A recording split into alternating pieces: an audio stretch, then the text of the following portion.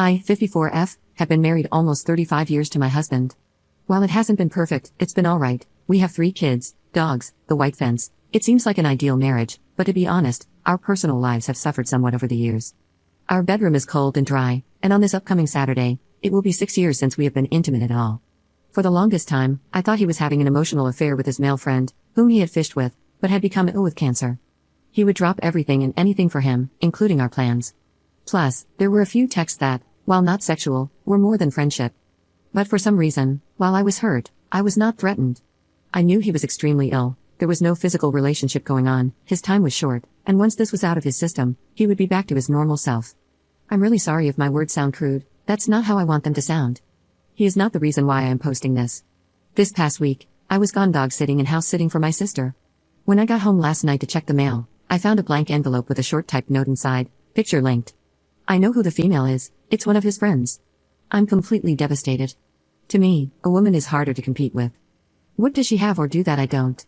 I decided to get healthy and lost weight. I've lost over 130 pounds, but I don't hear anything from him.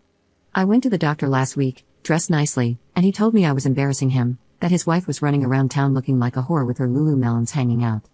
I had a slight off-the-shoulders white eyelet with dark jeans. Since finding this out, I've become obsessed with finding evidence. I stalk her Facebook, their call logs, he calls her an average of 6 to 8 times a day, with calls lasting 5 to 15 minutes. I drove by her house.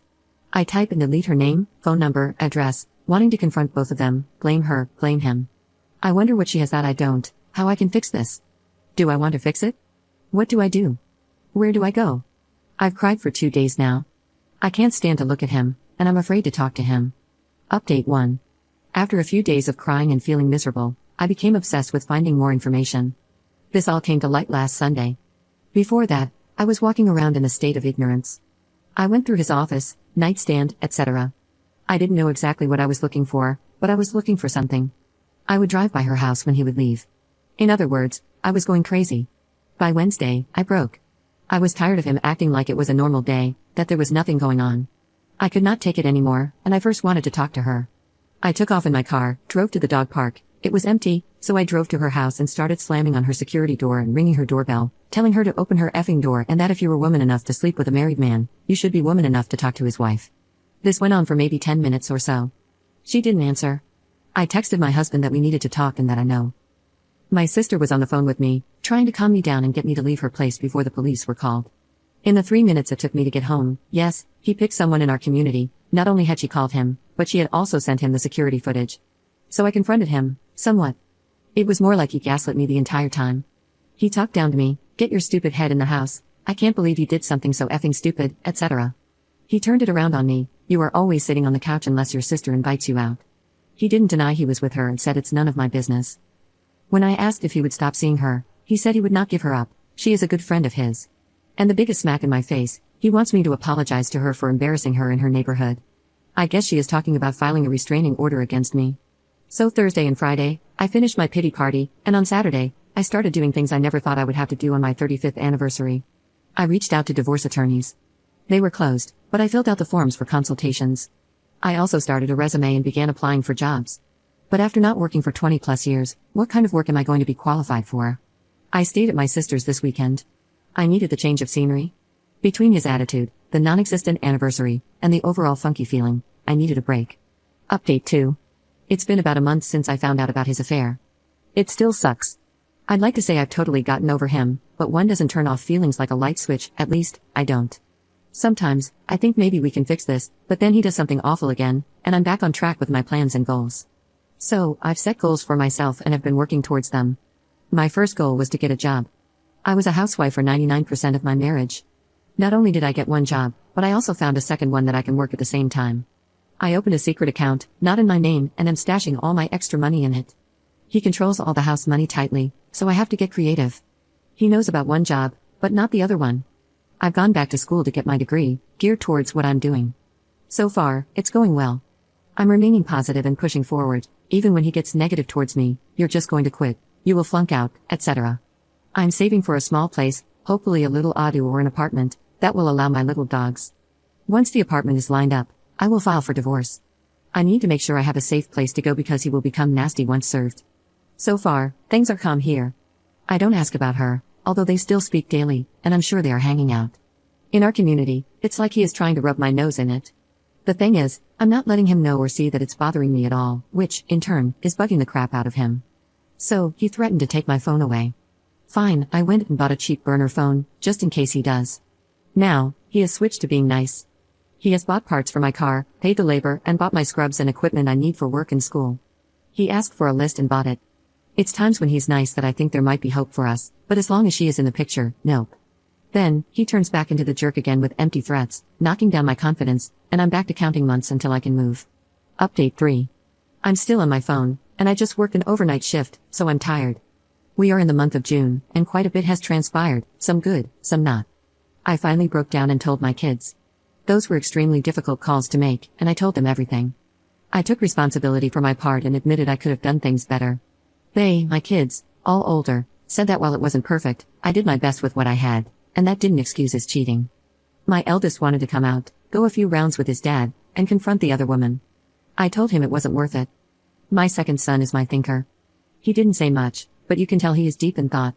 My third son said it's about time with the way he talked to you and treated you. I hope you're thinking about leaving. I was honestly on the fence. He would flip-flop between wanting to work on us and fix us, but his actions said differently. The past 2 weeks have been the worst. Since he has been using my son's car, my son put a tracking device in it. Yes, I have access to it, and no, he does not know about it. He would tell me he was going to one place and then go straight to the other woman's house. If I asked where he was, he would lie to my face. I just kept notes on it until I couldn't anymore. On Father's Day, I had worked the night before, got off work at 8 a.m., and texted him to ask what he wanted for dinner that night. I stopped at the store, bought everything, came home, got it started, and tried to take a nap. Mind you, he did nothing whatsoever on Mother's Day. He wakes me up to borrow $40 to go to a sporting goods store, so I said fine. Dinner's in an hour to an hour and a half, please don't be late. 2 hours later, he's not back. I checked the tracking, and he went straight to her house and had not moved. So, I go do a drive-by. His car is parked in the garage, and she is parked outside. I come back home, and I text him, you need to come home, we need to talk. I know you're not at the sports store. I wait, and there's no response. After 30 minutes, his car still had not moved, so I called her. Of course, she doesn't answer. So, I leave a voicemail, I know my husband is at your house. You win, I'm done. It's obvious he wants to be with you. I'm tired of the lies and his BS. He doesn't want someone who has loved and fought for him for 35 years. I'm done, so come get his dog and his stuff, you've won. Then I hung up. 10 minutes later, he comes in with a Walmart bag and says he went to Walmart and then a friend's house, where they made tacos for him. I dished up servings for my son and me, then threw the rest of the meal in the trash. He gave me attitude because she feels threatened now that I called her, and she has to change her number. In her line of work, she will lose clients, boo-hoo. I didn't threaten her. I told him that if he wasn't happy here, he knew where the door was, and he was welcome to use it. He was quiet all week but was also a jerk. His only concern was seeing that woman.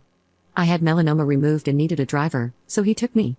When I got in the car, he didn't say a word, not how are you, how did it go, or are you okay? Nope, all he said was, I'm hungry.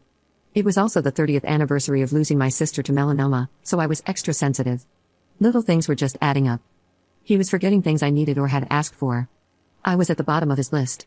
On our son's birthday, he couldn't even wait for him to blow out the candles before he went to her house. This last Sunday, he was going through the kitchen cabinets, pulling out some soup, and said he was going to take it to a couple who had been stranded down the road for a couple of weeks in a broken-down RV.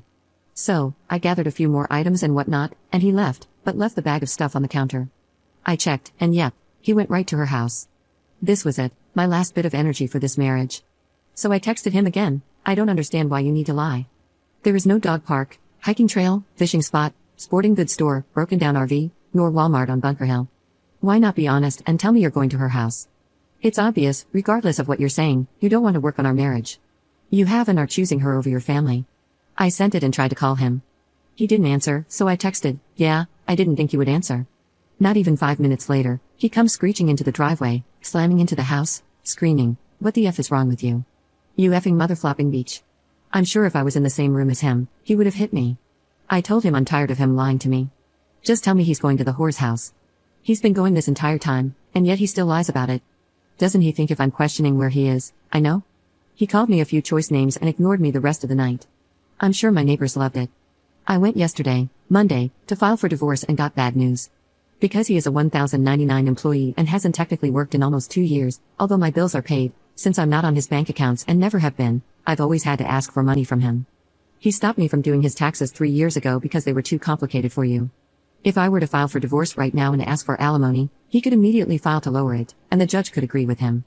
According to the lawyer, it could mean the difference between from $500 a month to $4,500 a month. Ballpark figures here, but it was a substantial difference. My lawyer suggested waiting 3 months to file, as he is now working again and started this week. He submits paper bids, so I'm to collect as much evidence as I can in the meantime. My lawyer was impressed with how much I had gathered so far. So, I'm planning and playing it cool until September.